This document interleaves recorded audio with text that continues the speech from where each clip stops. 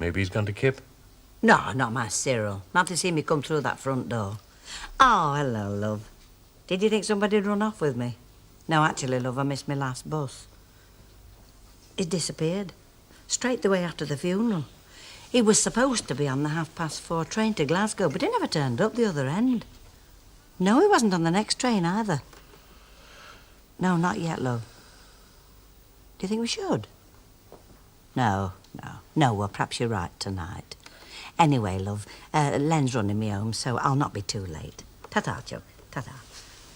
My Cyril said there's not much point in getting in touch with the police, not just yet, you know. But if Ken hasn't returned by first thing tomorrow morning, then we should definitely report it. That's that, then.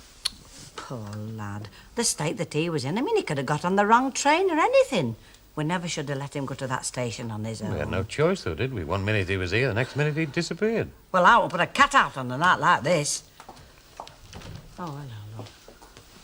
Hello, love. Did you see old Albert, then? Yes, I saw him. Did he take it badly, love? Well, he didn't get the chance. Come again? Well, when I got there, he was just sitting there. The fire was out, and he was just sitting there. I'm sorry. I realise I volunteered for the job, but seeing him in that state, I didn't feel I could burden him with anything further. Not tonight, anyway. Never mind, love. By the time he wakes up tomorrow, it'll all be over, and Ken will be back safe and sound with a kid in Glasgow.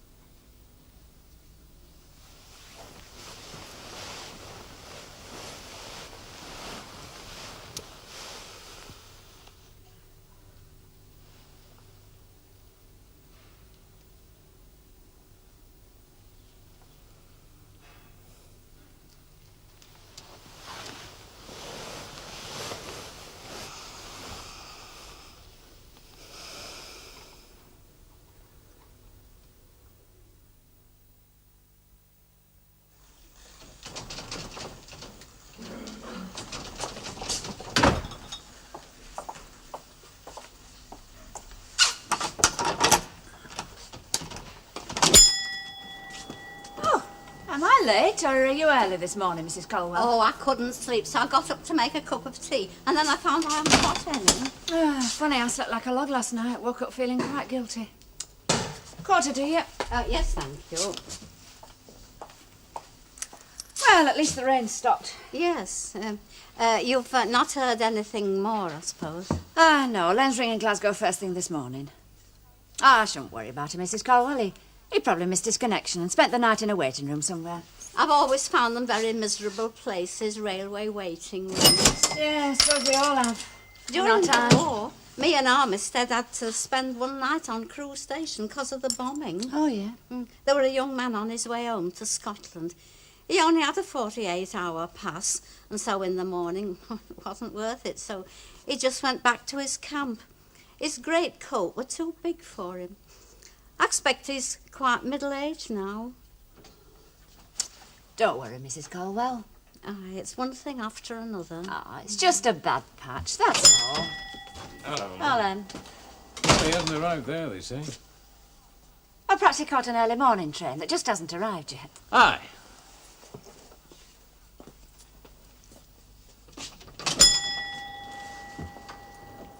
Ah, dear. How are the twins? Mrs. Tatlock say? Fretting. Well, they have been told about Val then. Oh, aye. Any further news? Nothing worth repeating, love, now. We'll see.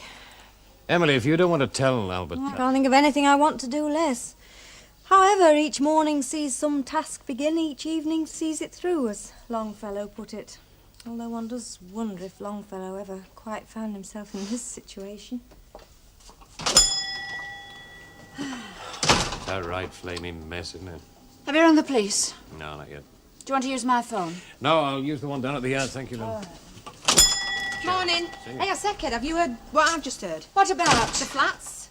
Oh, about them being evacuated, you mean? Oh, there's Queen Anne's dead. There's more than that. They've got to come down straight away, the whole block of them. Who told you that? It's all around Victoria Street. I'm in digs there now. What do you think, Maggie? Do you think there's anything in it? I don't know. But I suppose we'll all find out soon enough. Come in. Sit yourself down, I've got the kettle on. Oh, well, I don't have a right lot of time, Mrs. Sharples. A busy man, Alf Roberts, always has time.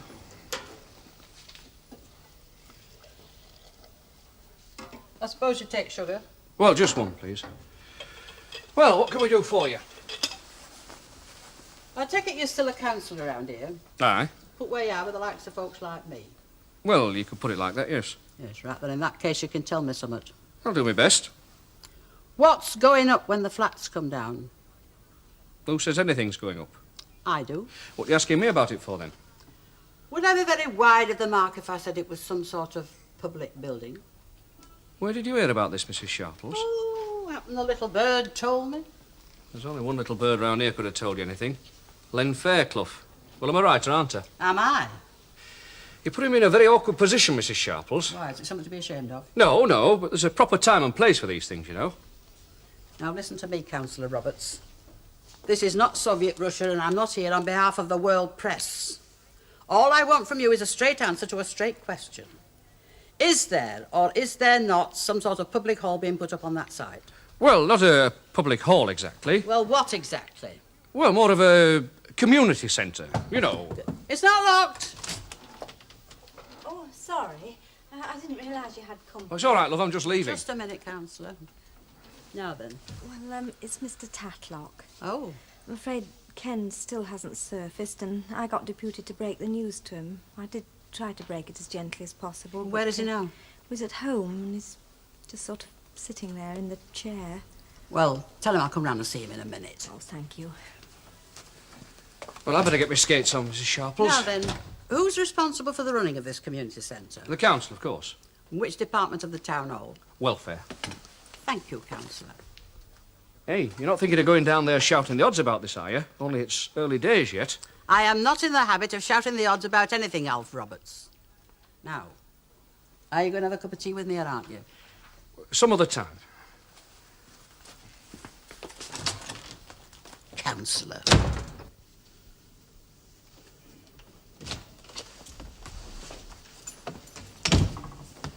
Oh, sorry, I was just coming in to make the bed. That's all right. I made it myself. Oh, I'll just change the towels. Fine. Is the room all right then, Mr. Barlow? Yes, it's fine. So I know it's not exactly the Savoy, but then you wouldn't expect it round here, would you? No, it's fine. Do you know Weatherfield at all? Very well. I hope the trains didn't disturb you. No. Some people find trains very lonely, but me, I find them comforting myself. It makes me feel surrounded. Know what I mean? Yeah. The year me and my husband, well, ex-husband that is, went to the west of Ireland. All that silence. Never again, thank you. Will you be staying with us long, Mr. Barlow? I don't know. Do you need to know? No. We're always half empty this time of year. I leave it up because of the verse. What? Whenever a March wind sighs, he sets a jewel print of your feet in violets blue as your eyes. Mind you, I never was one much for poetry myself. Put off for life at school, I expect. Weren't you hungry for any breakfast then this morning? Not very, no. Oh, well, we've got some nice veal and pie for lunch. Are you feeling all right? Yes, I'm perfectly all right, thank you. You aren't feeling poorly? No, I'm fine, really. I can have lunch then. Look, if I want lunch, I'll go and get it. Now, I've paid for this room, so for God's sake, leave me in peace in it. Sorry, I'm sure.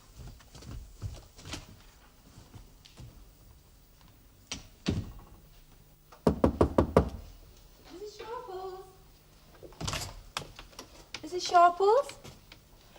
Well, I'm sorry, Mrs. Parsons. Mrs. Sharples doesn't appear to be in just at present. Oh, dear. There's nothing I can do to help. Well, not really. It was Mrs. Sharples we wanted to see. Well, look, would you like to sit down for a minute? Perhaps she's just gone an errand. Thank you. Feel quite free to help yourself, Tony. I'm sure Mrs. Sharples won't mind. Thanks. Is everything still hunky-dory at school, then? Oh, yes, fine. It's that we wanted to see Mrs. Sharples about. Oh. He certainly doesn't seem to have lost his touch. No, he's made great progress. Like father, like son. Quite. You've no idea where Mrs. Sharples might be, have you, Miss Nugent? Well, there are several possibilities. Would you like us to go and look for her? I think we'll have to. There isn't much time. You see, well, Tony owes a lot to Mrs. Sharples. Both of us do. And Tony's got this surprise for her. The only trouble is that we've left it rather late. And if we don't get hold of her within the next couple of hours, everything will be ruined. Hey, love, here. Is it right that all this is a cover-up for the local strip club? No, love. It's a rumour started by Mrs. Walker to attract a better type of customer. Get away. No, actually, it's a Salvation Army hostel for derelict council workers, so make yourselves entirely at home. She's a bit cheeky with it and all, isn't she, eh? Yes, well, she has to be, you see, love, because we get some very, very funny customers in here. Now, is there anything else you want while I'm here, like pies, chips, or a smack of the gob? Now, no violence, please. Anyway, what are you pair doing in here at this time of day? Shouldn't you be outside with Ward Bond and the rest of the wagon train helping them poor flat dwellers to move? Dinner break, love. We've got to eat, you know. Why? I think you know Mrs. Parsons. Oh, yes. How's Tony getting on? Very well, thank you. We're looking for Mrs. Sharples, actually. Oh, yes. She hasn't been in here yet. Well, she was at Tatlock's earlier on, only she left. You don't know where she went from there? Oh, on an errand. She didn't say where. Oh, dear. Oh, is it something the matter? Well, Oh, well, of course, if it's something of a private nature. Well, I don't think it would do any harm taking Mrs. Caldwell into our confidence. She is what one might call Mrs. Sharple's nearest and dearest, and I have a funny feeling we're going to need all the allies we can muster when we do catch up with Mrs. Sharples. Right, that'll be 12 new pence to you, give or take a nuppence. You what? 2 and 4. You're new here, aren't you? Oh, I'm not all that new, I'm very experienced. I'll bet. You haven't seen Len Fairclough, have you? He's down at Weatherfield Police Station. They wanted a snapshot of Ken Barlow. Has he not turned up yet, then? No. Makes you wonder what's going on in a fella's mind, doesn't it, when something like that happens to him? Now, you are quite clear in your mind about what we're going to do. Oh, yes. You take the high road and I'll take the low road. And then if we don't find her, we'll meet back at Ina's flat in half an hour. Right. Oh, it is exciting, Miss Nugent, isn't it? I can't wait to see Ina's face when I tell her. Well, except, of course, that you've not got to tell her. Surprise is the operative word, I think. Oh. Well, you can rely on me, Miss Nugent. I've got a will of iron when I make up my mind to it. Right. I think you can leave it to us, Mrs. Parsons. Thank you. And we'll expect to see her at... About 6:15. God and Mrs. Sharples being willing. It's a nice dress, is that? Oh, don't talk to me about it. What do you mean? About dresses. Do you know, when I used to work at laundrette, nobody bothered if I turned up looking like something that had dropped off a flitting. But here, Mrs. Walker practically owes a kit inspection every time I take towels off. I've been through my entire wardrobe in about a month. You can't get stains off. Well, you get a dress allowance, don't you? Do I? Why do you think I should? Of course I do. You wouldn't expect a postman or a policeman to pay for their own uniform, would you? Hey, do you know, I never thought about it. Hey, just a minute. Alf Roberts, you're a counsellor, aren't you? Why? Well, are you or aren't you? Aye, why? Well, listen, tell me something.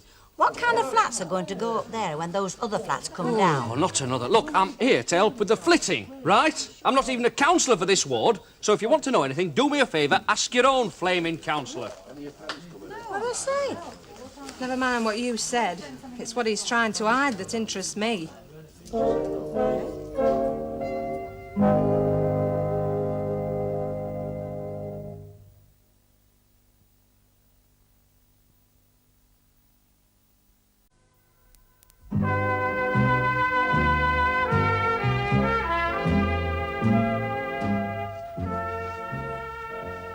You've got back then? Yes, I've got back, and if I'd known how far I was going to get when I got there, I wouldn't have bothered going. And it seems to me they've got plenty of everything in that information room at the town hall, but information. What sort of information are you after, Ina? Oh, you'll find out soon enough. I've got some information. What information? I'm not at liberty to say. Wild horses wouldn't drag it out of me. You what? She made me cross my heart and hope to die, Ina, before she'd even tell me. Who did?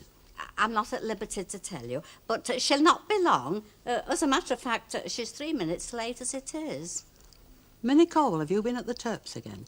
You're wasting your time, Ina. She forewarned me. She said that if you got me on my own, you'd use all your cunning wiles to get it out of me. It's finally happened.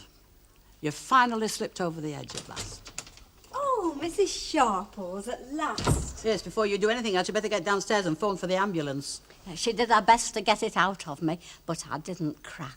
Oh, so you're in this as well? All I can tell you, Mrs. Sharples, is that at 6 o'clock sharp this evening, a car will be arriving to take you there. Now, where, I'm not at liberty to say, and nothing you may say or do will glean another iota of information out of me about it.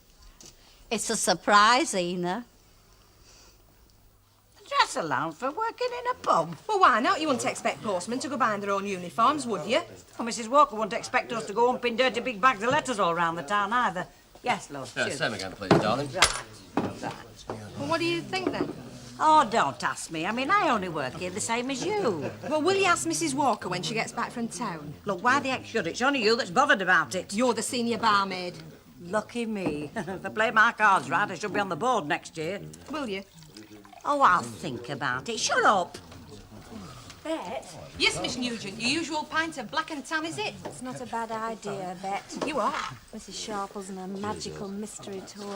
Come again? Oh, it's a long story, Bet, and we simply hadn't time. But suffice it to say, Mrs. Sharples has a surprise treat this evening, and we wanted to look her best for it. Oh, can I help? Well, I seem to remember Lucille once mentioning that you were something of a dab hand with electric rollers. You mean you want me to do her hair? Oh, yes, if you wouldn't mind. Mind? I've been waiting for years to find out if that's real hair she's got under her hairnet. Hang on while I get me implements. Righto. Oh, Len.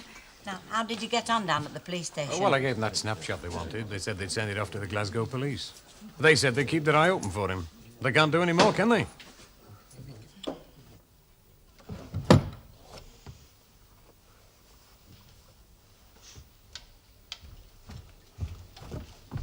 Right, love. One ancient vacuum cleaner for the use of. It cleans as it leaves the fluff. And if I was you, I'd get it seen too.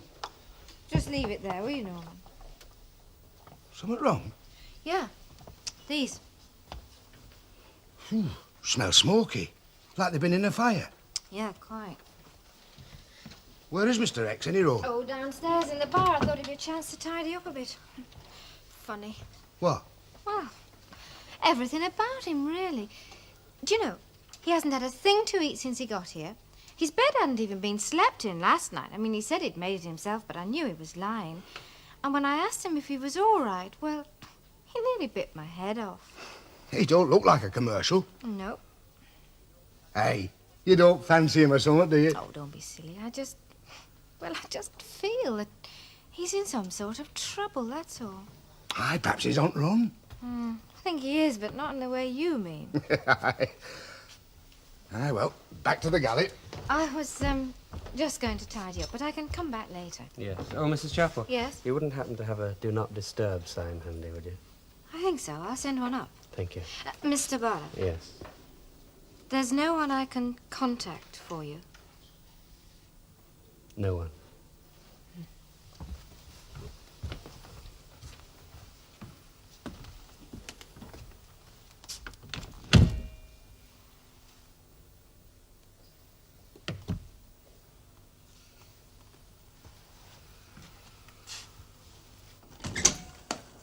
You're not Len Fairclough.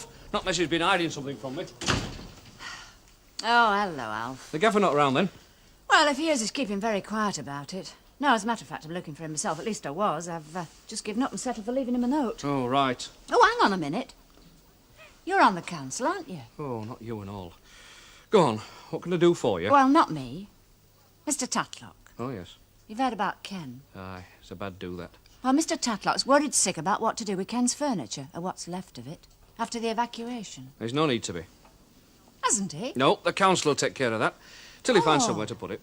Well, I do wish you'd come and tell him that, only ever since Ken's disappearance, well, nobody's been able to get through to him. Well, if you think it'll help. Yeah, I'm sure it will, coming from you. Oh, do you want to leave Len a note? What I've got to say to him won't go on a note.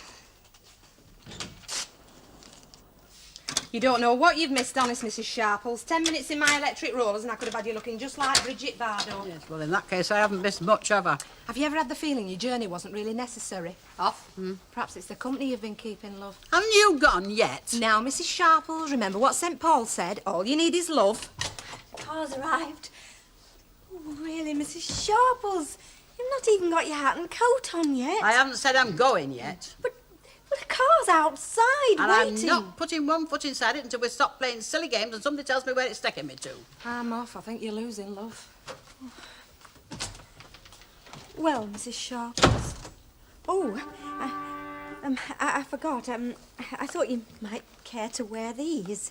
They're only cultured, of course, but I'm sure they'd suit you.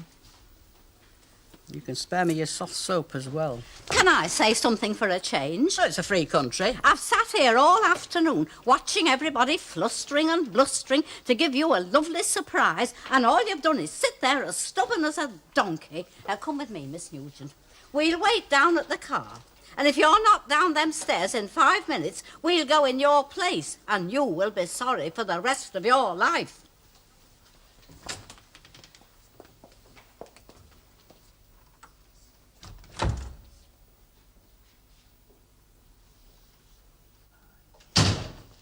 Oh, you're there, are you? Well, if I'm not, I'm somebody who looks very much like me. How very nice of you to drop in. Why? What's the matter? Can't you cope with a 6:15 rush? Look, there's more to serving than sticking your chest out over those pumps and making cow eyes at the young bloods. I suppose that depends on what kind of a chest you've got. Oh, you cheeky monkey. Well, you started it. Look, I'm sorry I'm late, but Mrs. Sharples proved a bit more trouble than we thought. Has she not gone yet? Hi, we finally got her off after Miss Nugent had blindfolded her and Minnie Colwell led her into the starting gate. Does she still not know where she's going? Does she, heck? We should have seen her in the back of that taxi. All it needed were knives on wheels and you couldn't have told her from Queen Boadicea. Oh, well, she's slightly related, you know, on the mother's side, of course. Is Mrs. Walker back yet? Yes, in the back having a tea. Oh. Did you mention the dress allowance? Oh, yeah. Well? Well, what she said was that she saw your point of view completely. Well. Yes, and she sent you this. What's this? Well, it's what they call an overall. I think it should just about cover the situation. Do you? Well, well, you look so blooming pimpernel. Back in England at last. Alfred, have you seen the last of the wagons over the horizon, then? Aye, you know, you're about as hard to find as a bobby at a punch-up. Don't tell me you needed someone to hold your hand in that little lot, did you? Well, not exactly. Well? What did they put on them notices during the war? Careless talk costs lives. I don't know what you're on about, mate. I'm on about you, mate, and the community centre. Come again? The community centre. I thought you and me agreed we weren't going to say out about it. I still don't know what you're on about. Well, did you or did you not tell Ina Sharples all about it? Did she say I did? Aye. She told you that I told her? Well, not in so many words, Well, like... come on, did she or didn't she? Because of all the things that Ina Sharples is, she isn't a liar. She led me to believe that you told... She led you to believe she led you by the flipping nose, mate. I haven't told a blind soul about it.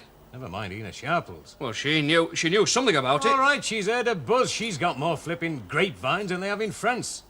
And knowing she wouldn't get anything out of me, she looks around for another big soft Nelly. Oh, heck. Hey, you didn't tell her what else is going up on that site out there, did you? Oh, no, just the community. I wish I hadn't come down here today. Oh, well, I won't be coming back. Well, it's all right for them who can stop away, innit? I've got to flipping live with them.